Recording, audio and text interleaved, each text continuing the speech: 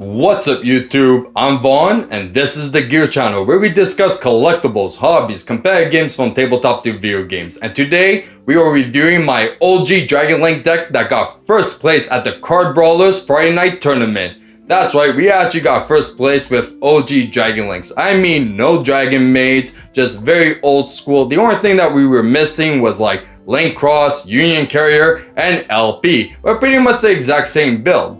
Now, this deck definitely has some pros and cons. Pros, even after tons of interruptions, you can still pretty much make Dragoon for game, which was pretty nice. Con, you are playing with 46 cards, so that means you have to buy 2 packs of sleeves, which really sucks. Definitely like and subscribe if you can relate to that shit. Now with that being said, let's get started on the deck profile. And here is my Dragon Link deck. As you can see, we are playing 46 cards in the main, 15 in extra, and 15 inside. So let's start with the main deck. So we're going to put these on the side. So we're going to start with the Vanillas, which obviously we are playing the Dragoon package. So we have 1 Dark Magician, 1 Red Eyes Black Dragon, and also 1 Side-Frame Driver. So that means we are definitely playing 3 Gammas.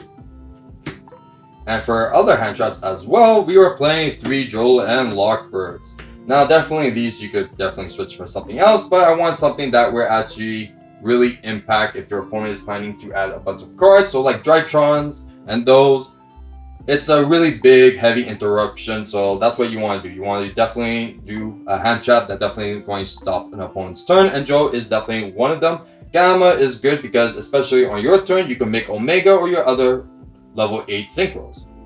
Then for other 3s, we have 3 Rocket Tracers, 2 Cypher or Sullies, wherever you like to call it, 2 Noctovision Vision, and then for the 1s, we have 1 Black Dragon, 1 White Dragon, an Omni, the Chaos Creator, and then the Chaos Dragon Levineer. So that's the Chaos monsters for the deck. Then we have 1 Black Metal Dragon, and 1 Red Eyes Darkness Metal, which also, ironically, you could actually search Red Eyes Fusion with this card, simply just by setting it on the field, and then just using a card like Forbidden Droplet. You could definitely search it and then activate it on the same turn, since you did not know more special summon and you only set. So that is definitely a cool play that you can do. Now for the rest of the rockets, we have Magna Rocket, we have Rocket Recharger, and then we have the Rocket Synchron, which is also good if you want to special your Red Eyes Black Dragon and synchro with it as well. And then we have Absol Dragon to definitely switch your rockets. So there's a lot of following plays with these, so very good. And then we have the 1 Dragoonity Phalanx because we're playing old school. So that means we have the Dragoonity Divine Lance. So definitely sometimes these become a brick, but it's okay. This deck has so many startups, so many follow-ups, extenders, everything, so you don't really care that much about bricks because in one way or another you can still use it for something.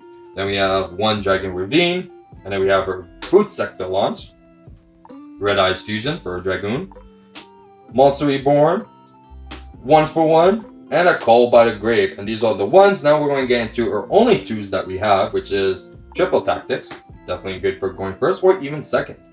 Then for our 3s, we have Quick Launch at 3. We have Chaos Space at 3. And lastly, we have 3 Forbidden Droplet, which is very good. And technically, you could replace them for something cheaper like Dark Blue No More. But there is a lot of plays that you can do with Forbidden Droplet, so this is why I preferred it. And Dark Blue No More would be more inside. So that is done for the main. Now let's do the extra deck. Starting first, we have 1 Fusion, which is going to be the Red Eyes Dark Dragoon, and we only play with 2 XYZ monsters, which is number 60 and number 38. So number 60 definitely won a lot of games.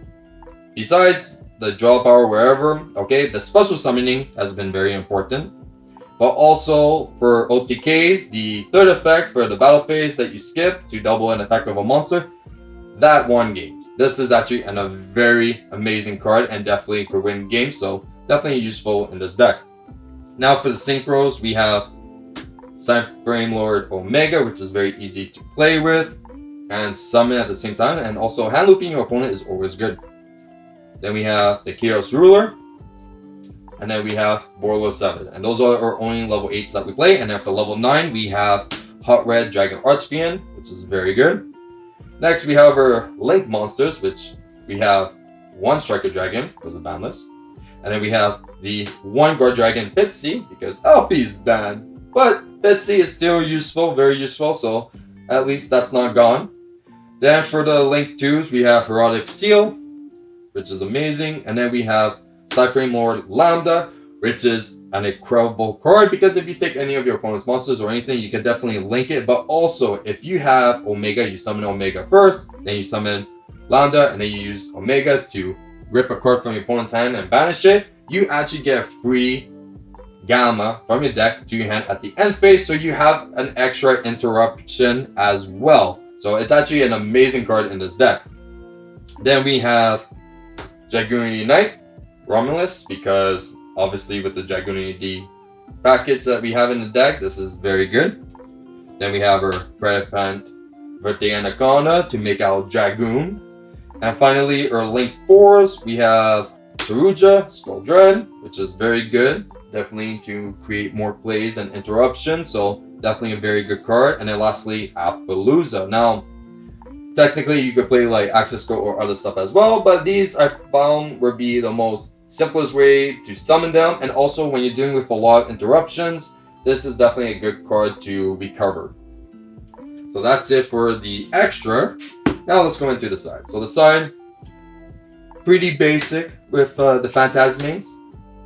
So 2 Phantasmes, and we're going to start with the monsters. But the thing that a lot of people would definitely disagree is actually the 3 sphere modes. Now, the point of this side is actually just to break boards, because the deck already can deal with a lot of interruptions on its own. So with your opponent having a few negates, a few interruptions, it's not that bad.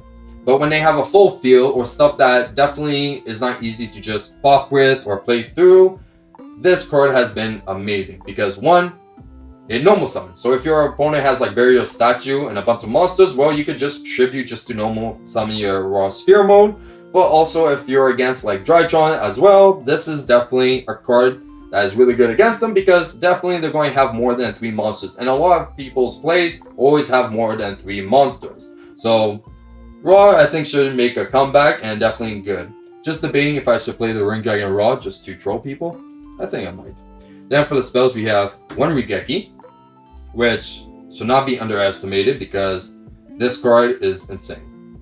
It doesn't matter the position or anything, Rigeki just gets rid of all monsters, so you don't have to worry about anything, and it's such an amazing card.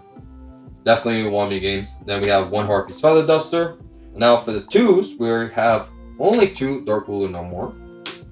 I didn't find it too necessary to actually play 3 with all the board wipes that we currently have, but 2 is good. I have no complaints over that. I don't think I feel too strongly about having a 3rd one just yet. Maybe I'll change it and put the 3rd one in. Then we have 3 Lightning Storms, because, you know, board wipes, amazing. And then finally, for traps, we have 3 Evenly Matched that literally gets rid of everything. So, beautiful card, especially if your opponent has a token, he has to banish everything face down except for that token, which is very good. And that's it for a Dragon Link deck. And that's it for a deck profile. Now, if you guys enjoyed today's video, you know what to do. Like and subscribe. And if you guys want a sneak peek of future products we're planning to review on this channel, you can follow me on my Instagram, Vaughn Gear. I'm Vaughn, and this was the Gear Channel.